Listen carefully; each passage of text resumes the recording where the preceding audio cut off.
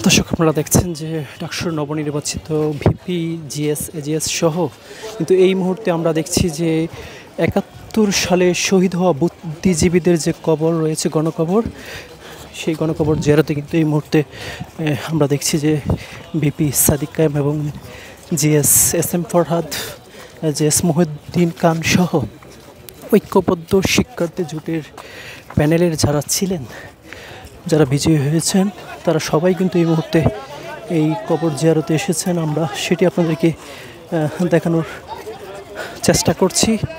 কিছুক্ষণ আগে কিন্তু তারা জুলাই আন্দোলনের শহীদদের গণকবর কিন্তু জিয়ারত করেছেন। এই মুহূর্তে তারা ১৯৭১ সালে শহীদ হওয়া বুদ্ধিজীবীদের কবর জিয়ারত করতে এই মুহূর্তে যে রায়ের বাজার বুদ্ধিজীবী কবরস্থান রয়েছে, সেই কবরস্থানে কিন্তু এসেছেন। আপনাদেরকে সেটি দেখানোর চেষ্টা করছি। আমরা দেখছি যে ঐক্যবদ্ধ শিক্ষার্থী জোটের যে সকল প্যানেলের যারা সদস্যরা রয়েছেন, সবাই কিন্তু এই প্যানেলে রয়েছেন, তেমনটি কিন্তু আমরা দেখছি। এবং তারা কিন্তু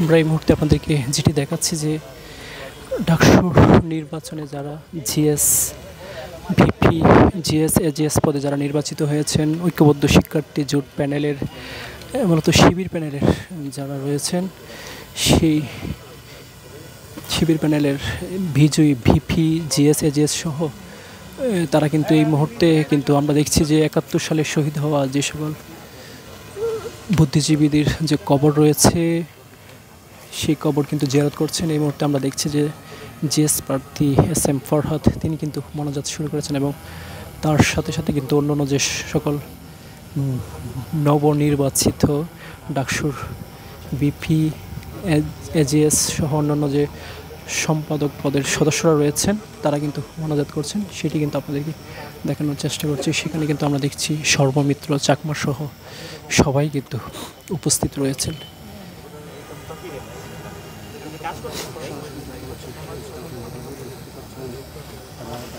দর্শক, আপনাদেরকে জানিয়ে রাখি, কিছুক্ষণ আগেই কিন্তু আমরা দেখেছি জুলাই আন্দোলনে শহীদ হওয়া যে শহীদের গণকবর রয়েছে, সেই গণকবর জিয়ারত করেছেন।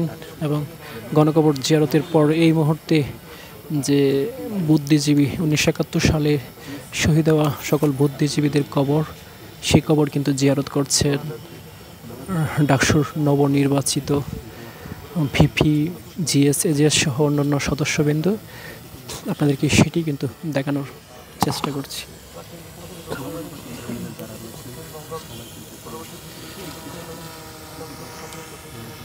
আমরা যে বিষয়টি জানতে পেরেছি যে আসলে আনুষ্ঠানিকভাবে এখনও তাদেরকে দায়িত্ব হস্তান্তর করা হয়নি, তবে ঐক্যবদ্ধ শিক্ষার্থী জোট প্যানেলের পক্ষ থেকে বিশেষভাবে তাদের এই আজকের এই আনুষ্ঠানিক কার্যক্রম তারা জানিয়েছেন এবং পরবর্তীতে আনুষ্ঠানিকভাবে দায়িত্ব পালনের পর আনুষ্ঠানিকভাবে তারা অন্যান্য কাজ করবেন, এমনটি কিন্তু জানিয়েছেন।